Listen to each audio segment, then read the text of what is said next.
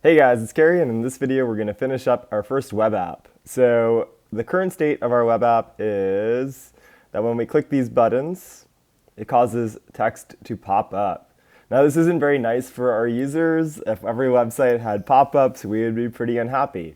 So in this video, what we're going to do is we're going to make it so that the text appears on the screen. So this is actually really easy to do. So the first thing that we have to remember is whenever we want to interact with part of our HTML document, we have to give that element an ID. So I'm right here in the HTML document here, and I see that I want to put the text here when they click the buttons.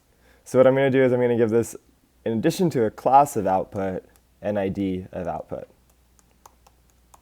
And the reason why we give these elements IDs is these are like names where we can now reference these elements.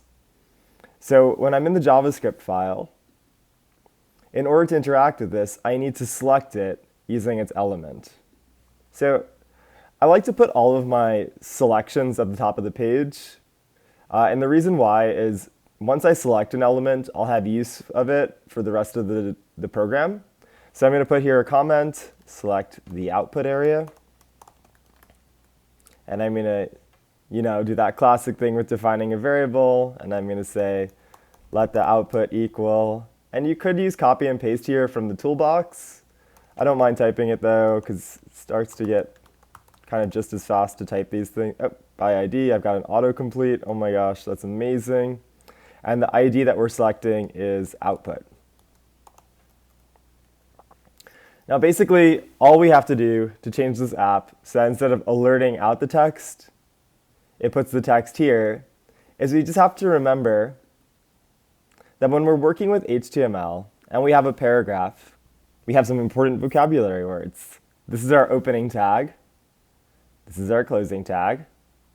And here, the text inside of this is called the inner HTML. And JavaScript uses that same vocabulary. So let me head over to JavaScript and my toolbox now. So to change the text on the web page, we just say, take whatever element we want to change the text of, and then make the inner HTML of that equal to whatever words we want. So here in the Hey button, I want the output, because the output is an element of my page. It's that paragraph that has the funky colors. It's this one here. I want the inner HTML of that element to be, hey guys, it's Carrie, and in this video, so let me paste that there, and let me delete this. All right, so now I got rid of the alert, and I made it so that changes the inner HTML output. Let's see if that works. Nice. All right, so no output, and we've got the user interface updating with the proper text. So all we have to do, before I go into that, a common mistake that students will make at this point is that they'll think that they need to keep reselecting the output. But the way the program works is once you select the output and you store that in the variable output, this persists for the entire code. You only need to create this variable once. So we still have access to that output variable. So I'm just going to copy and paste this. And now I'm going to say that when they push the What's Up button, it should be this, how was your weekend?